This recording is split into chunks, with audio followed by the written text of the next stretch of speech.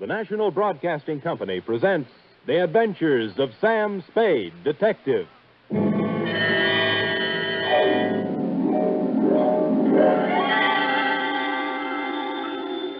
Sam Spade Detective Agency. Me, sweetheart. Was it awful, sir? Excruciating, F. I suffered, girl. How I suffered. But there's no other way, sir. When fate turns against a man. True, dear one, true. But from somewhere I must find strength. You must. To pick up the shattered fragments of my life, to raise my eyes once again to the horizon and piece by piece put them together again. Sam. And the two of us, dear one, hand in hand, shall go marching down the years together. Oh, yes. Brace yourself, sweetheart. I'll try, Sam. Gather together the homely, humble tools of your trade. Find 6 dry handkerchiefs and prepare to greet me with a smile behind the tears.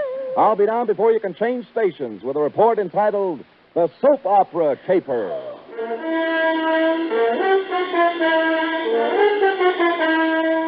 For NBC, William Spier, radio's outstanding producer-director of mystery and crime drama, brings you the greatest private detective of them all in The Adventures of Sam Spade.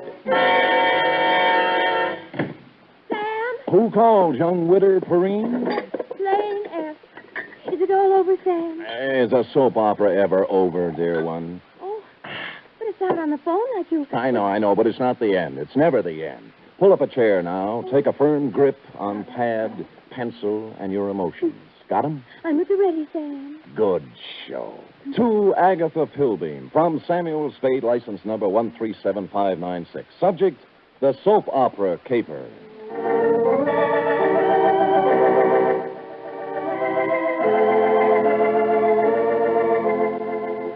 How was I to know what was on her mind? This strange woman, this mysterious Agatha Pilbeam, this voice on the telephone, directing me to the big, sprawling house in Hillsborough. Is that clear, Mr. Spade? How urgent is it, Miss Pilbeam? Very, very urgent, Mr. Spade. I don't know which way to turn. So I went to the big, sprawling house in Hillsborough, pulled up behind an ancient Model A parked at the curb, and was walking past it toward the gate when... Spade. Huh? Oh, Throckmorton, isn't it? Good old Sammy, you remember. Yeah. When'd you get out? Last month. But I'm a good boy now. Here, take one of my cards. There, if you know anyone who needs a first-class private eye, Croc's available. What are you doing here, Sam? The lady wants to see me. The soap opera queen? Is that what she is? Sure, 6 or 8 of them, she writes. Oh? Behind the Clouds, The Heart of Julia Jukes, That must be... Life, I forget the rest. Yeah. Beats gumshoeing, Sammy. Yeah, well, right if you get work, Croc. I'm on a job right now. I mean, you got your license already? Oh, me? Well, Well, you can always run off a photostat of someone else's. Oh, Sam, that's mean. Croc was a crook, but a nice crook. He never killed anybody. He was just an uncurable camera fiend, specializing in taking pictures of people doing what they hadn't ought to be doing. You know, stuff like that. Or if you wanted a photostat of somebody else's document, Croc was your man. Well, I walked up the drive to the door, threw it past a white shirt front that turned out to have a butler in it, and toward what seemed to be your study. But it wasn't. It was your bedroom, and you were reclining on 6 pillows with a cigarette in a long holder in one hand and a mouthpiece of a dictating machine in the other. But, John... Hush, Melinda. There is no way to go now but ahead. John, you're so strong. I need you. I need your courage. We must face this thing together, Melinda. The organ What was a Veronica phonograph says is true. playing in her There ear. is indeed. I About waited a for an woman opening, who but there has just wasn't any, Don't so I had to say it, interrupt. John, don't even... Miss Don't you see, Pilbeam. Melinda? We can't run away from life. Miss... We must approach this Miss Pilbeam? thing calmly, Melinda. Don't... beg your pardon. Just a minute. My mood music. I see. I'm Sam Spade, Miss Pilbeam. Well, come sit beside me, Mr. Spade. Well... It's time we talked things over. Well, thanks. Oh, maybe you'd better start at the When a beginning. woman reaches 40, Mr. Spade, she comes to lean upon her man. Oh? To look upon him not just as someone to cherish, but as a source, a spring, a fountain of strength. Mm-hmm. Are you still dictating? I'm talking about me, Mr. Spade. Oh. Whom can I turn to? Whom? I grope, I flounder in the darkness. I cry out, I listen in vain for an answer. But there is none. Well, you always have a better chance of getting an answer when you ask a question. What do you mean? What are we talking about? What indeed? Well, I haven't caught the show lately. You'll have to bring me up to date. Why don't you run through the announcer's part, will you? You know, right after the organ when he says, when we left Julia Jukes yesterday. I'm sorry, I thought I told you on the telephone. No. For many days now, I've seen somewhat of a strange new look on my husband's face. Husband? Dr. Martin Hawk. Oh, you're married. I thought it was Miss Agatha Pilbeam. Well, 2 years ago today, I met young Dr. Hawks and married him. Life became beautiful, a gay, laughing thing, a road to happiness. And then? Then? The cloud passed over the sun. Martin became moody, silent. I tried to penetrate the shell, but he only drew farther into it. The strange, terrifying crevasse seemed to have opened up between us. Well. What is it, Martin? I asked him repeatedly. But he'd only stare silently out the window and finally walked silently from the room. Well, how long did this go on? How long a series did you get out of it? For weeks, until a few days ago when the final blow fell. It was evening, and Agatha and Martin were at dinner. Let's look in on them as... Oh, sorry. We were at dinner when the doorbell rang, and I answered it. It was a telegram from Martin. From Mexico. I gave it to him and watched the blood drain from his handsome features as he read it. His hand trembled, his jaw clenched. But you forced yourself to speak. Yes. What is it, Martin, I asked. Tell me, please, for the sake of our love. And he... Looked down at me as if I were a stranger. Oh. Then he crumpled the telegram, threw it savagely into the fireplace, and strode silently from the room. Here, I rescued it from the flames. Read it. Thank you. Regret must confirm your worst fears, Cardoza.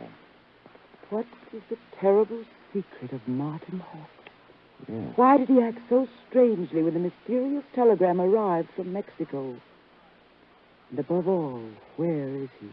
You mean he didn't come back? He's been gone for 4 days, Mr. Spade. I must find him. Now, of all times, I need his love. When a woman reaches 40... I know. What do you mean, now of all times? In just a week now, since the report came back from the laboratory after my physical examination. Oh. The doctor from Vienna. Mm-hmm. You see, Mr. Spade, I, too, have a terrible secret. Well, don't you want to tell me about it? Yes. I have a very rare, incurable disease. There are only 6 short weeks to live.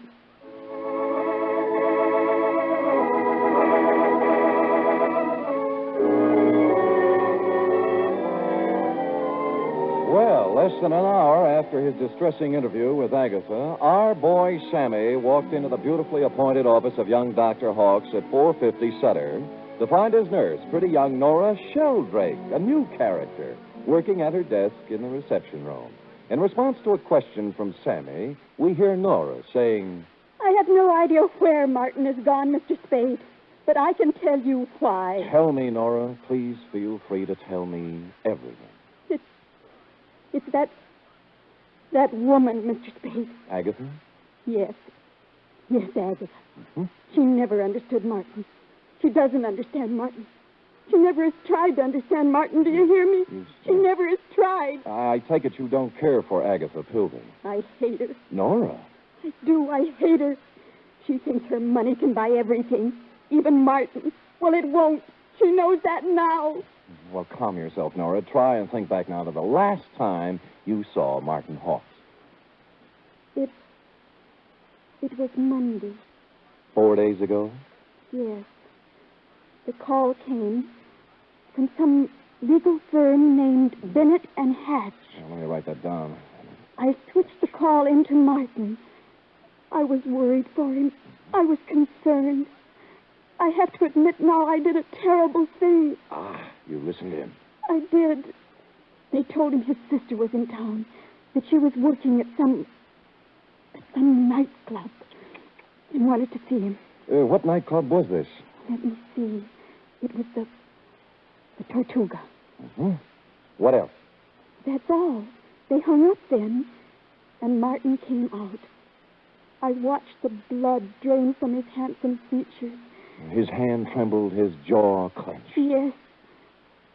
I'm going out, Nora, he said. If I'm not back, don't worry. That's all. It was so like Martin.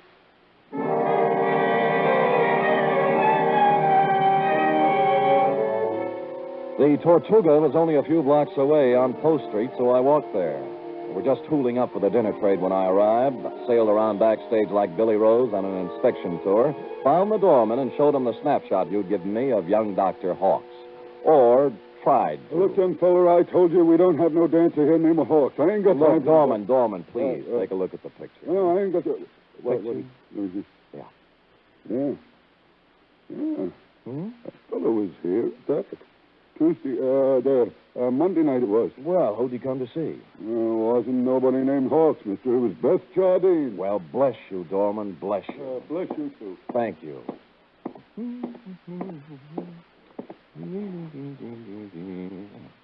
Beth Jardine. Huh? Come in. Close the door, will you? Yeah. Drafty. Yeah. Is there anything I can... There sure is. Zip me up, Jack. I'm Sam. I don't care if you're Boris Karloff. You got hands, haven't you? Well... Zip me up. Okay. You say when.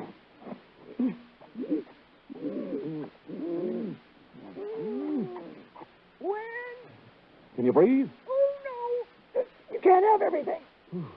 Out. What's on your mind, Jack? Martin Hawks.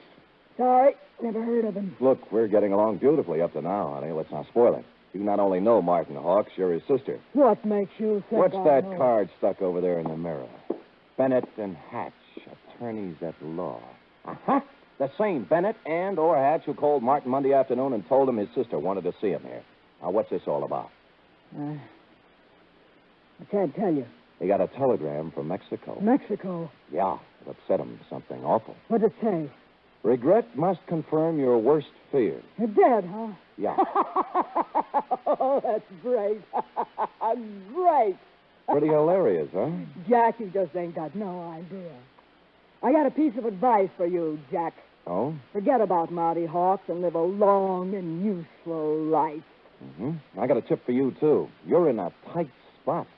Watch that zipper, Jack.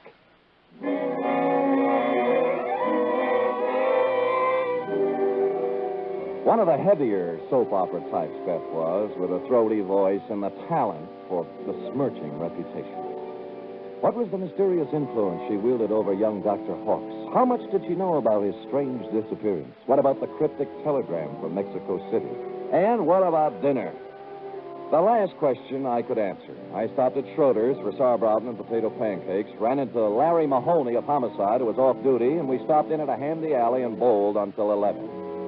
I was walking back down Market Street when I passed the Flood Building, which reminded me of the firm of Bennett and Hatch, who resided there. As a matter of fact, it looked like they were there right now, since the light was on behind the second-floor window with their name on it.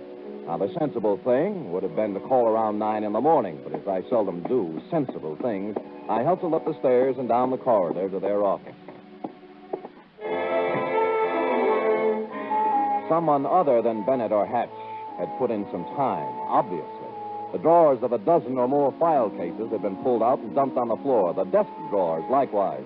And to mark it clearly as the work of a thoroughgoing professional, the safe door was off its hinges. All this took me back to the Model A parked in front of your house this afternoon, Agatha, and I was contemplating same when... Oh. Hello? Bennett. Yeah? Good sister, I was scared you wouldn't be there. Tried to get you home. Do it, baby, do it. Pull the string. We'll never make it with this guy. We're through. Pull the string here. Do it, baby, do it. Make it... Hello? Operator! Operator! Operator! I finally got someone at the Tortuga Club who knew where Beth Jardine lived, an apartment on Russian Hill. I didn't stop to ask which apartment, and when I got there, I found I didn't have to. All right, stand back, everybody. Stand back. Dugan. Hello, Sam. What happened? Dame just knocked herself off. Huh? Jumped from a room on the 8th floor. Stand back, you yahoos. There was no need to, but I looked at her anyway, just to make sure. It was Beth, all right. When she said she was through, she meant it. I was just turning to go, and something big in a tan camel's hair brushed past me and bent over the body. Where is she? Where? Beth! Sister! Beth!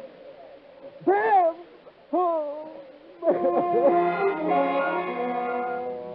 I recognized him from the snapshot. Wild-haired, with a 4 days' growth of beard on his lean, handsome face. It was Martin Hawks, on the verge of collapse. Officer Dugan and I helped him through the crowd toward the ambulance that had just rolled up, sat him on the running board, and began to question him.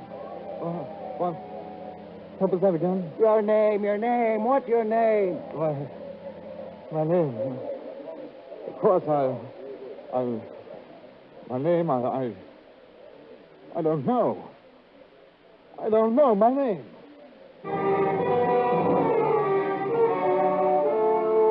It happens to everyone in soap operas, sooner or later.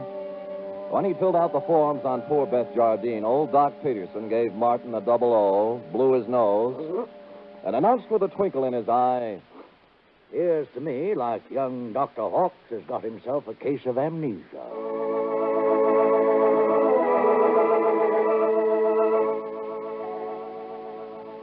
will the mind of young Dr. Hawks come out of the fog? What does he know about the death of Beth? Was it murder or suicide or both? And what of the mysterious telegram from Mexico City? Will Agatha ever discover the terrible secret of young Dr. Hawks? And will stupid Sam ever discover anything? Before we continue, a word from our announcer.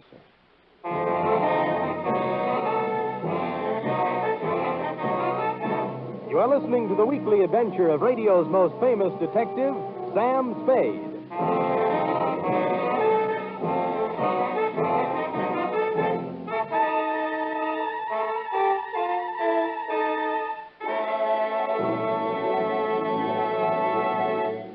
Three chimes mean good times on NBC.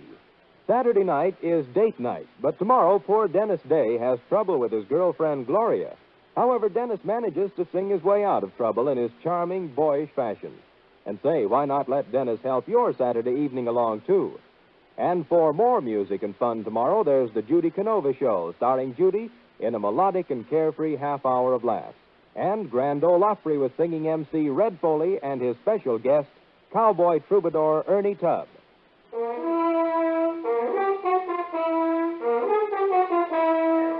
And now back to the soap opera caper, tonight's adventure with Sam Spade.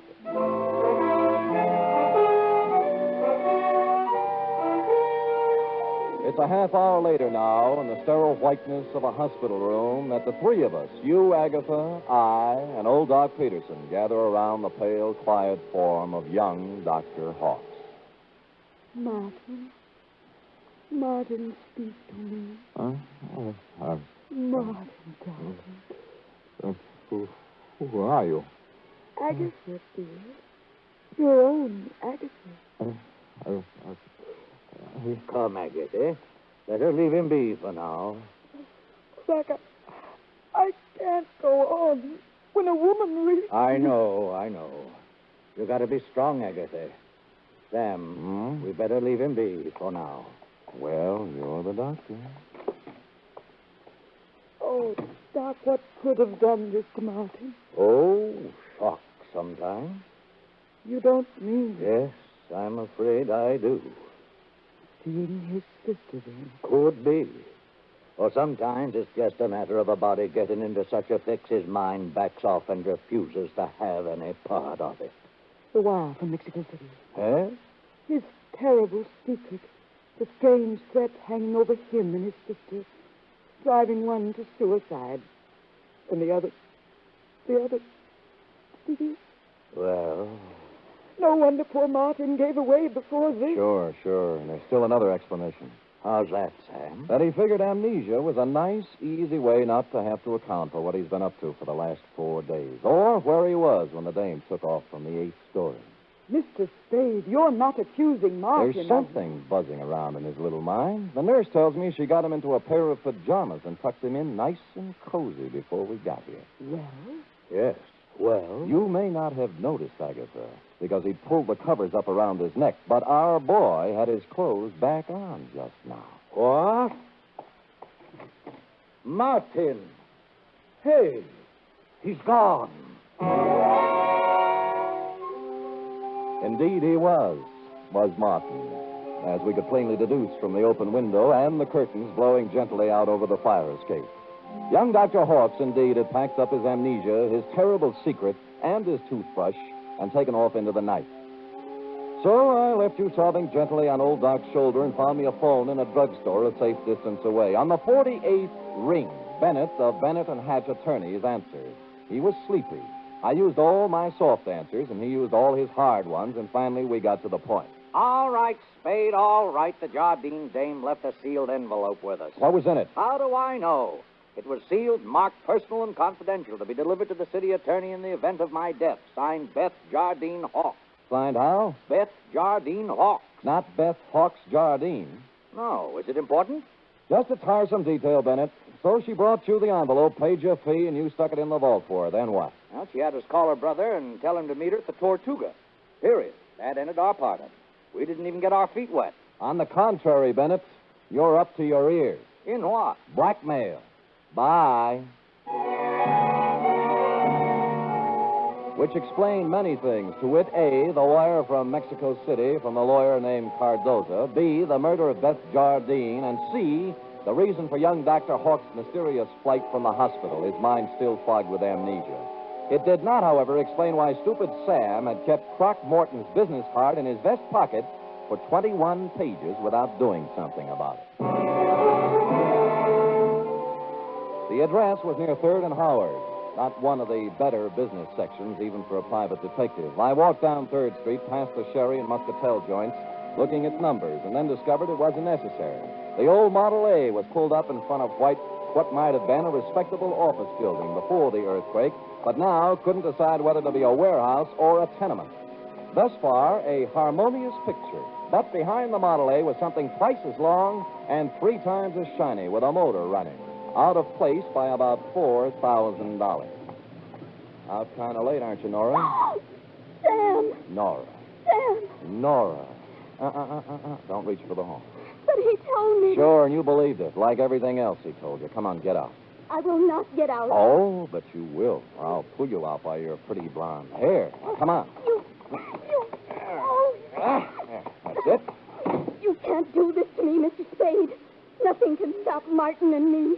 We have our right to happiness. Uh-huh. Just the two of you. Chins up, eyes on the horizon. Let the dead past bury its dead. How can you joke It's about... no joke, believe me. You got taxi fare? Why? Because you're going to get in my cab, go home, put your hair up in curlers, and go to bed. After saying to yourself 1,000 times, what a lucky little girl you are that Martin Hawks didn't shove you out a window, too. Now, scoot. Scoot! It was a kind of a dark stairway that made me yearn for the comfortable feel of a shoulder holster under my left arm. At the top was a 3.5-watt bulb, and at the other end of the hallway, a crack of light under Croc's office door. Between the two was a cat, more's the pity. So abandoning my stealthy approach, I walked up to the door, turned the knob, stuck my hand in my side coat pocket like Edward G. Robinson, and kicked the door open. Croc was sitting at his desk behind a stack of bills. The closet door was just closing softly.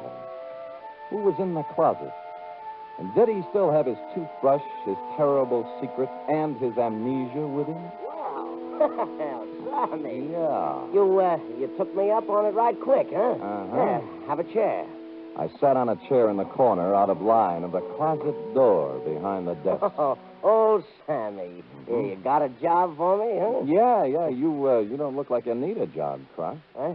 Oh, this? Yeah. Oh, this is nothing. Good day at the track, that's all. What's on your mind? Remember the Blennerhassett job? Huh? The one with the letters before you went up? What are you talking about, Sam? The shakedown, Croc. The dame who wanted you to get the letters back. Remember? You know. So you got them for her, delivered and collected after you had the photostats made. Sam, you're crazy. I never done no such thing. You can level with me, Croc. You collected on the photostats for 8 years. Oh, wait, Sam. Well, forget it. Anyway, I got another one. Dr. Martin Hawks, married to the soap opera queen, you know. What about it, Sam? She's worth a couple of $1 million and has 6 weeks to live. As her husband, he's her only heir. Nice spot to be in. Yes. Only he isn't her husband. Huh? Because the Mexican divorce from his first wife, the late Beth Jardine Hawks, wasn't legal, you know. She blew in a month ago and began shaking him down after leaving the marriage certificate and a batch of other papers with some lawyers for life insurance. Sam, I just ain't interested. When you hear the payoff, Croc, it's just like the dame with letters. Oh, what do you mean? Hawks hired someone to crack the lawyer's office and get the papers out of the safe. Some smart guy, an unfrocked private eye who doesn't have a license. I found out where he had the photostats made, though. I can get copies. Hey, for crying out loud, shut up. The closet doorknob was turning slowly. I waved him out of the way and picked up the chair. It was all over 2 seconds after it started. A door flew open. He came out with his terrible secret, which turned out to be a gun, and I wrapped the chair right around his head.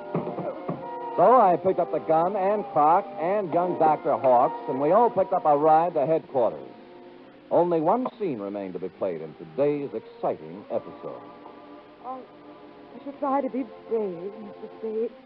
It sounds like such a cliche now. Good show, Agatha. Good show. Life must go on, you know. Even when a woman... You were born in 1911, I believe. Yes. As I say, life must go on, even when a woman reaches... Indeed it must. Indeed it must. We have our happy moments and our sad ones, our pleasures, our trials, our joys, and our heartbreaks. And sometimes, Mr. Spade... Yes? Sometimes at the bottom of our cup of bitterness, we find a pearl. We do? The laboratory, sir. A mistake, definitely. They got yours mixed up with someone else's, and you have no incurable disease and many years of happiness ahead of you. Yes, Mr. Spade. But happiness? I wonder. Can a woman past 40, whose husband is a convicted murderer, find happiness? Alone? Good show.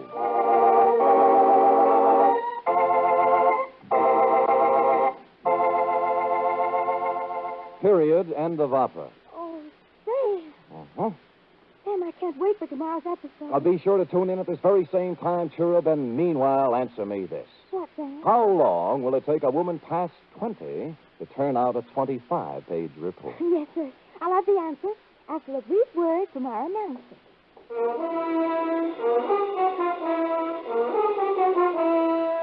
Three chimes mean good times on NBC. Tomorrow, Arturo Toscanini will conduct the renowned NBC Symphony in the fourth of the Saturday concert series. For tomorrow's one-hour performance, celebrated Maestro Toscanini has chosen works by Debussy, Respighi, and Edward Elgar. You're invited tomorrow to the NBC Symphony and Toscanini.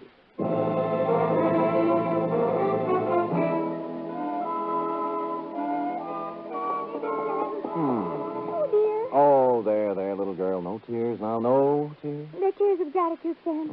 When I read all this about other people's troubles, I'm so grateful to you for the smooth life we have together. Effie. Sam. Effie. Sam. Effie. Sam. That takes about 10 seconds. Go ahead. I'm only merely a secretary, but... It's over now. Matter of fact, we're 10 seconds over. Oh, well, Sam, I haven't even your wife to be versus... Nothing but peace and quiet. And fairly regular paycheck. With only a corpse now and then to produce a ripple on the mirror smoothness of our bliss. Oh, that's beautiful, Sam. I thought so. You don't have a single terrible secret either. No, but just to keep you interested, dear one, from time to time I shall pick up a piece of paper, read it, let the blood drain slowly from my face, then clasp you to me thusly, Sam. holding you close, and just before striding silently from the room, mutter in your shell-pink ear. I know. Good night, Sam. Good night, sweetheart.